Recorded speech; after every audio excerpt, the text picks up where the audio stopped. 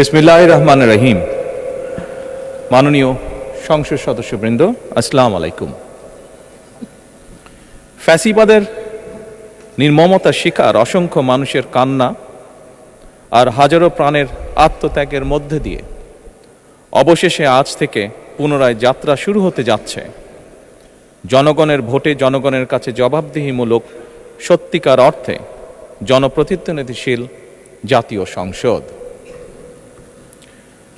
বাংলাদেশের জাতীয় সংসদের রাজনীতির এই ঐতিহাসিক মুহূর্তে আমি আল্লাহর দরবারে শুকরিয়া জানাই, যার অশেষ রহমতে আমরা একটি ন্যায়ভিত্তিক গণতান্ত্রিক মানবিক বাংলাদেশ প্রতিষ্ঠার লক্ষ্যে যাত্রা শুরু করতে পেরেছি। 1971 সালের স্বাধীনতা যুদ্ধের থেকে শুরু করে 2024 সালের দেশ এবং জনগণের স্বাধীনতা রক্ষার যুদ্ধ সহ এই পর্যন্ত দেশে গণতন্ত্র এবং মানুষের অধিকার প্রতিষ্ঠার সংগ্রামে যারা শহীদ হয়েছেন, ত্রয়োদশ জাতীয় সংসদ শুরুর এই যাত্রা লগ্নে আমি তাদেরকে কৃতজ্ঞতার সঙ্গে স্মরণ করছি। এই আন্দোলন সংগ্রামে যেসব মায়েরা তাদের সন্তান হারিয়েছেন, যেসব সন্তানেরা তাদের প্রিয়জন হারিয়েছেন, যেসব পরিবার তাদের সন্তান স্বজন হারিয়েছেন, যেসব আহত মানুষকে তাদের স্বাচ্ছন্দ্যের জীবন হারাতে হয়েছে, যেসব মানুষগুলো নির্যাতন, নিপীড়ন, রাজনৈতিক হয়রানি কিংবা মিথ্যে মামলা শিকার হয়ে সর্বস্ব হারিয়েছেন, আমি তাদের সকলের অবদানকেও কৃতজ্ঞতার সঙ্গে স্মরণ করছি। দেশের ছাত্র জনতা, কৃষক, শ্রমিক, শিক্ষক, কবি, সাহিত্যিক, সাংবাদিক, চিকিৎসক, প্রকৌশলী, আইনজীবী, কামার কুমার, জেলে তাঁতি, গাড়ি চালক, ব্যবসায়ী এবং সরকারি বেসরকারি চাকরিজীবী, গৃহিণী, সারা দেশে গণতান্ত্রিক রাজনৈতিক দলের নেতা কর্মী সমর্থক তথা সর্বস্তরের সকল শ্রেণী পেশার মানুষ যাদেরকে গুম, খুন, হত্যা, নির্যাতন, নিপীড়ন, মিথ্যা হামলা মামলা কিংবা জীবন্ত মানুষের কবরস্থান তুল্য বর্বর বন্দিশালা, আয়নাঘর, কোনো কিছু দিয়েই যাদের গণতান্ত্রিক আকাঙ্ক্ষাকে রুখে দেওয়া যায়নি, যাদের সাহসী ভূমিকায় দেশে পুনরায় গণতন্ত্র ফিরে এসেছে, আমি ত্রয়োদশ জাতীয় সংসদের এই যাত্রা লগ্নে দেশের স্বাধীনতা প্রিয় গণতান্ত্রিক আমি বীর ছাত্র জনতাকে জানাই অভিনন্দন।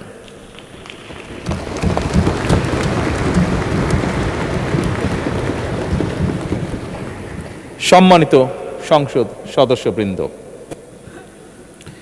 দেশনেত্রী মরহুমা বেগম খালেদা জিয়া জনগণের অধিকার প্রতিষ্ঠায় দেশে সংসদীয় গণতন্ত্র প্রতিষ্ঠা করেছিলেন, সংসদীয় গণতন্ত্রকে প্রাতিষ্ঠানিক রূপ দিয়েছিলেন। সেই গণতন্ত্রকে প্রহসনের রূপ দিয়ে জাতীয় সংসদকে হাস্যরসের খোরাকে পরিণত করা হয়েছিল।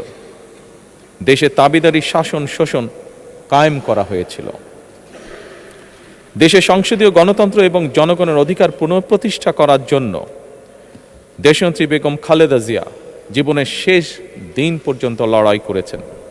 জীবনে কখনোই স্বৈরাচার কিংবা ফ্যাসিবাদের সঙ্গে আপোষ করেননি। দেশে আজ থেকে আবারও সেই কাঙ্ক্ষিত সংসদীয় গণতন্ত্রের যাত্রা শুরু হলো, আলহামদুলিল্লাহ।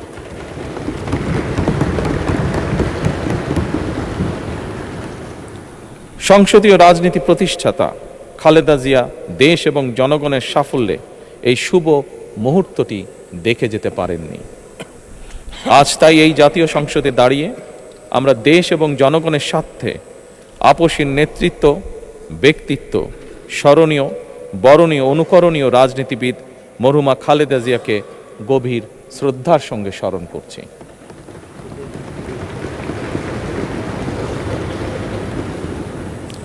সম্মানিত সংসদ সদস্যবৃন্দ, দেশে বহুদলীয় গণতন্ত্রের প্রবক্তা এবং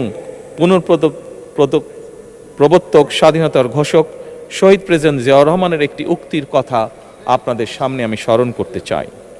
তিনি বলেছিলেন, জনগণই যদি রাজনৈতিক দল হয় তাহলে আমি সেই দলেরই আছি। অর্থাৎ ব্যক্তি কিংবা দলের স্বার্থ নয়, জনগণের স্বার্থই সবচাইতে বড়। এটাই বিএনপির রাজনীতি।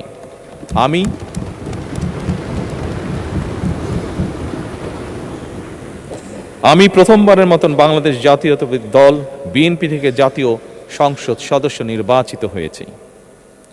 জাতীয় সংসদের সংসদীয় দলের নেতা নির্বাচিত হয়েছি। জাতীয় সংসদে দলের প্রতিনিধিত্ব করলেও প্রধানমন্ত্রী হিসাবে আমি এই জাতীয় সংসদে দেশের প্রতিনিধিত্ব করছি। দল, মত, ধর্ম, বর্ণ নির্বিশেষে দেশের জনগণের প্রতিনিধিত্ব করছি। আমার রাজনীতি দেশ এবং জনগণের স্বার্থ রক্ষা করার রাজনীতি। বিএনপির রাজনীতি জনগণের জীবন মান উন্নয়ন এবং স্বনির্ভর বাংলাদেশ গড়ার রাজনীতি। প্রতিটি পরিবারকে স্বনির্ভর করাই আমাদের রাজনীতির লক্ষ্য। প্রতিটি পরিবারকে স্বনির্ভর করার মাধ্যমেই বিএনপি একটি স্বনির্ভর, সমৃদ্ধ, নিরাপদ, গণতান্ত্রিক বাংলাদেশ প্রতিষ্ঠা করতে চায়। এই লক্ষ্য অর্জনে আমি জনগণের সমর্থন এবং সহযোগিতা চাইছি। এই মহান জাতীয় সংসদে সকল দলের নির্বাচিত প্রতিজন সংসদ সদস্যের সমর্থন এবং সহযোগিতা আশা করছি।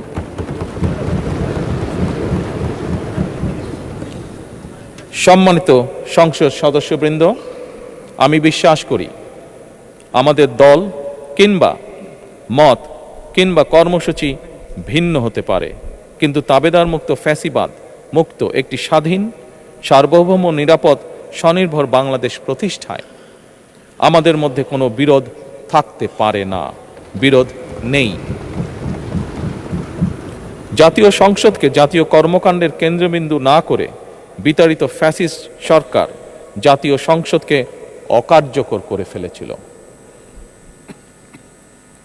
আমরা এই মহান জাতীয় সংসদকে সকল যুক্তি, তর্ক আর জাতীয় সমস্যা সমাধানের কেন্দ্রবিন্দুতে পরিণত করতে চাই।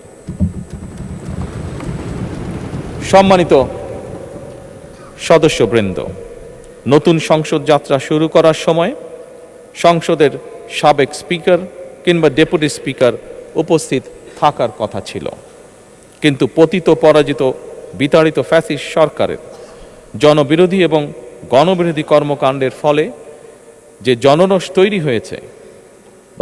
তৈরি হয়েছিল তাতে এই মহান সংসদের সাবেক স্পিকার বা ডেপুটি স্পিকারকে খুঁজে পাওয়া যায়নি। তাদের কেউ কারাগারে, কেউ নিখোঁজ কিংবা কেউ পলাতক।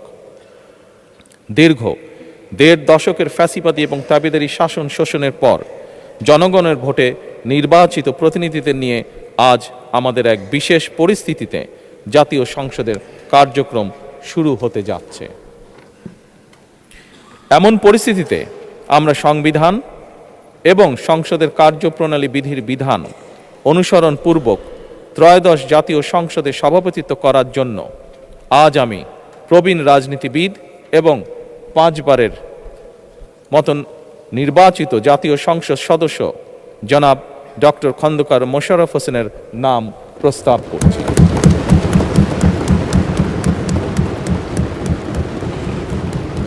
সম্মানিত সংসদ সদস্যবৃন্দ, আমাদের সংসদীয় রীতিনীতির ইতিহাসে এই ধরনের পরিপ্রেক্ষিত নজিরবিহীন নয়। 1973 সালে তৎকালীন প্রধানমন্ত্রী মরহুম শেখ মুজিবুর রহমান ওই সংসদের সদস্য মাওলানা আব্দুর রশিদ তর্কবাধীশের নাম প্রস্তাব করেছিলেন এবং তার সভাপতিত্বে বাংলাদেশের প্রথম সংসদের প্রথম অধিবেশন শুরু হয়েছিল।